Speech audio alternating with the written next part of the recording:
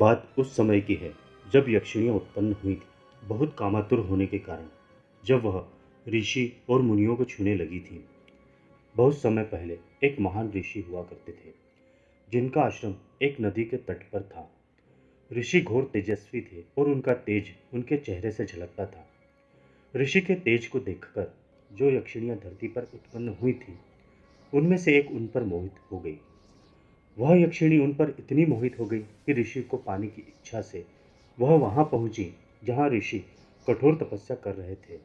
ऋषि के पास पहुंचने के बाद फिर वह यक्षिणी अपनी शक्तियों से बेहद खूबसूरत शरीर धारण कर लेती है और वह अपनी कामुक अदाओं से ऋषि का ध्यान तोड़ने की कोशिश करने लगती है। उसके बाद जैसे ही ऋषि की नज़र उन पर पड़ती है और वे ऋषि उस यक्षिणी के रूप को देखकर इतने कामुक हो उठे कि उसे अपने साथ आश्रम ले आए। उसके बाद ऋषि उस यक्षिणी के सौंदर्य में इतना खो गए कि कई वर्षों तक उसके साथ संभोग करते रहे। एक दिन उस यक्षिणी ने ऋषि से कहा, हे ऋषि, अब मैं वापस जाना चाहती हूँ, इसलिए आप मुझे अब जाने की आज्ञा दीजिए। पर वह यक्षिणी कुछ और ही चाहती थी। उसके दिमाग में ऋषि के प्रति कुछ और ही चल रहा था।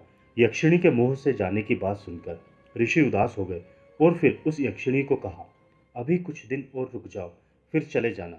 ऋषि की बात सुनकर वह यक्षिणी कहती है, ठीक है, कुछ दिन और रुक जाती हूँ, पर मेरी एक शर्त है।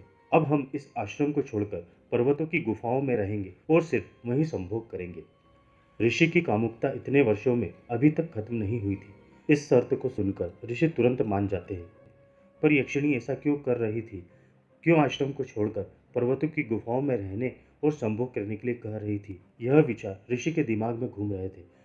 फिर ऋषि और उस यक्षिणी ने अगले कई वर्षों तक पर्वतों की गुफाओं में भोग विलास किया। फिर कई दिनों बाद एक दिन यक्षिणी ने फिर से कहा, हे स्वामी, हमें इन गुफाओं में बहुत समय हो गया है, अब तो आप मुझे जाने दें।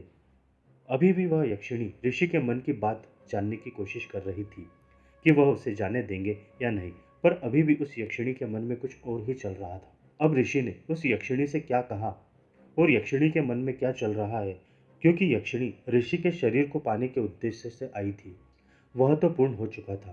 तो यक्षिणी ऋषि से क्या चाहती है, जानने के लिए हमारे चैनल को सब्सक्राइब जरूर कीजिए, क्योंकि हम इस वीडियो के दूसरे भाग में बताएंगे यक्षिणी ऋषि से क्या चाहती है।